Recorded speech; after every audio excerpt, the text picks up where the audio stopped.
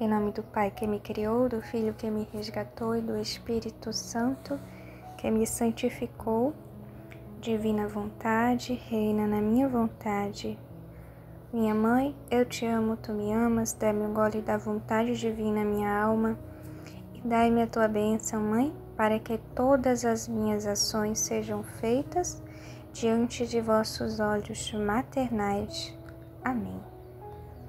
Seja muito bem-vindo a mais um vídeo aqui do canal. Peço para que você possa nos ajudar, deixe o seu like e se você gostou também, deixe um comentário no vídeo. Se você quiser, pode estar pegando a sua Bíblia, é a Bíblia de Jerusalém que eu vou estar usando aqui, mas também vou colocar os trechos para você estar acompanhando aí pelo celular, se você preferir. Então, hoje é o capítulo 5 do livro de Provérbios.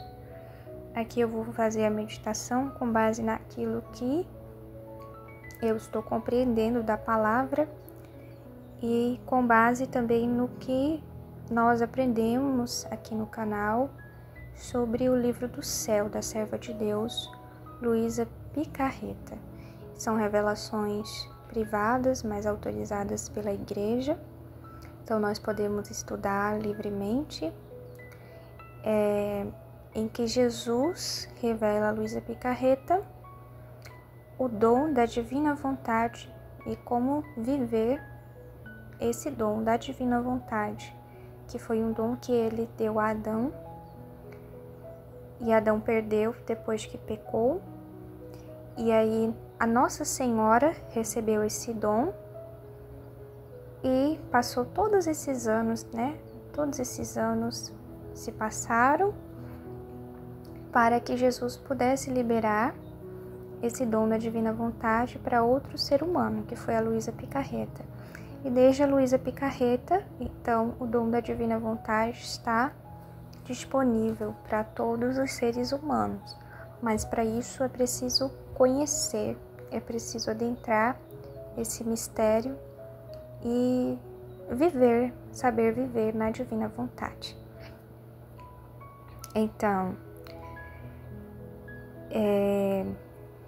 Provérbios 5.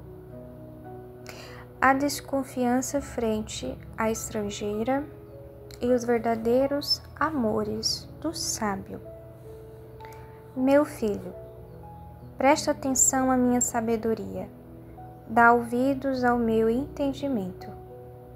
Assim conservarás a reflexão e os teus lábios guardarão o conhecimento. Não dês atenção à mulher perversa. Os lábios da estrangeira destilam mel e o seu paladar mais suave do que o azeite. No final, porém, é amarga como o absinto e afiada como uma espada de 2 gumes. Os seus pés levam para a morte e os seus passos descem para o Sheol. Não segue o caminho da vida e seus trilhos se extraviam sem que perceba. E agora, ó filhos, escutai-me. Não vos afasteis de minhas sentenças. Afasta dela o teu caminho. Não te aproximes da porta de sua casa, para que ela não dê a outros a tua dignidade, nem os teus anos a gente implacável. Não se fartem com o teu vigor os estranhos, e com os teus suores a casa do desconhecido. Gemerás quando chegar o desenlace e consumir a carne do teu corpo. Então dirás: por que odiei a disciplina e meu coração recusou a exortação? Por que não dei atenção aos meus mestres, nem dei ouvido aos meus educadores? Por pouco cheguei ao cúmulo da desgraça, no meio da assembleia e da comunidade. Bebe a água da tua cisterna, a água que jorra do teu poço. Não derrames pela rua o teu manancial, nem os teus ribeiros pelas praças. Sejam para ti somente, sem reparti-los com estrangeiros. Bendita seja a tua fonte, goza com a esposa a tua juventude. Serva querida, gazela formosa, que te embriaguem sempre as suas carícias, e o seu amor te satisfaça sem cessar. Meu filho, por que errar com uma estranha? Por que abraçar os seios de uma desconhecida? Pois os olhos de Javé observam os caminhos do homem e vigiam todos os seus trilhos. O ímpio é preso por suas próprias culpas e é apanhado pelos laços do pecado. Ele morre por falta de disciplina e perece por sua grande estultícia. Nossa! Então esse é um trecho realmente que fala sobre conselhos aqui que tá dando, né? De uma forma direta, tá, gente? Tá dando conselhos aqui quanto a mulher, né? A mulher que se deve escolher. Mas não é só isso. Então, nas entrelinhas, a gente vai encontrando aqui muitas coisas que vão nos servir também, tá? Ó. Não se fartem com teu vigor os estranhos, e com os teus suores a casa do desconhecido. Não se fartem com o teu vigor os estranhos, e com os teus suores a casa do desconhecido. Então, tudo que a gente faz nessa vida é trabalho. Tudo o que a gente faz nos consome. Tudo o que fazemos consome a nossa energia, consome uma parte de nós. Então, seja para qual for a atividade que a gente vai realizar, nós estamos nos gastando. Mesmo se você for dormir, assistir Netflix, comendo pipoca, mas ali você vai estar gastando. Você vai estar gastando parte da sua vida, você vai estar gastando a sua energia para estar ali assistindo. Se você estiver dormindo, você está gastando vida, né? O tempo que você estaria acordado, mas você está gastando esse tempo. Então, tudo o que a gente faz tem esse peso, né? De estarmos destilando para algo, de estarmos perdendo para destilar para algum lugar, né? Para alguma coisa. Então, quando nós não estamos trabalhando para Deus, nós estamos trabalhando para algo desconhecido, né? Para algo que nós não temos consciência.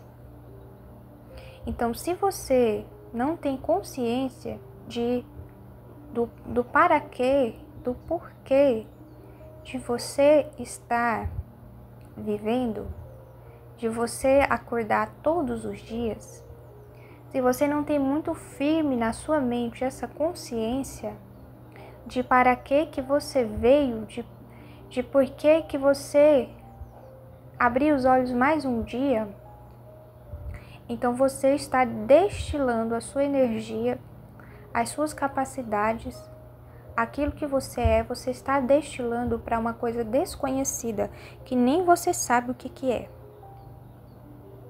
Que nem você sabe, você está destilando ou para o vazio, né? Ou você está realmente alimentando ainda mais, né, com o pecado, porque o pecado ele faz isso, ele alimenta as forças, os pactos infernais que tem sobre a terra. Então, é isso que o pecado faz, né? Ele nos deixa cada vez mais emaranhados com as trevas, com as forças das trevas, né? Com os demônios, né? Então, o pecado ele é como se fossem pactos que se fazem com as trevas, com o demônio, tá? Então, isso não é perceptível ao longo do nosso dia. Isso não é perceptível no cotidiano. Mas, se você for para um ambiente mais sensível a ações espirituais, você vai perceber claramente que se uma pessoa pecar, por exemplo, Tem uma casa de retiros da minha comunidade lá na Colômbia. E lá, devido esse combate espiritual ser mais forte dentro dessa casa, porque as pessoas lá vão se formar para poder repassar para os outros aquilo que elas aprenderam, né? Elas vão... Então é uma casa de retiros que forma pregadores, que forma pessoas que vão servir outras pessoas e vão ensinar o evangelho. Então lá o combate espiritual é mais forte. Então quando uma pessoa peca dentro desse ambiente, lá na casa de retiros, quando acontece isso, gente, gera uma consequência terrível, gera uma desordem terrível, perceptível. É algo assim, escandalosamente perceptível. Isso quando o demônio não se manifesta, né, realmente em alguém, ele acaba fazendo com que alguém entre em algum processo de libertação. Às vezes a própria pessoa mesmo que cometeu o pecado, ela do nada começa a sentir essa força mesmo, uma força do mal, uma força do mal, né? E aí ela entra em processo de libertação, né? Que justamente é quando o demônio tem uma certa influência sobre o corpo, não é uma possessão. Ele tem uma certa influência sobre o corpo da pessoa, né? Ali, e a alma fica nesse combate. Então, quando se peca, é isso que acontece. Você destila uma força que você tem, uma potência que você tem. Você destilou aquilo que você era, aquilo que você tinha, para alimentar uma força infernal que vai contra Deus, que vai contra o que Deus quer, o que Deus pediu.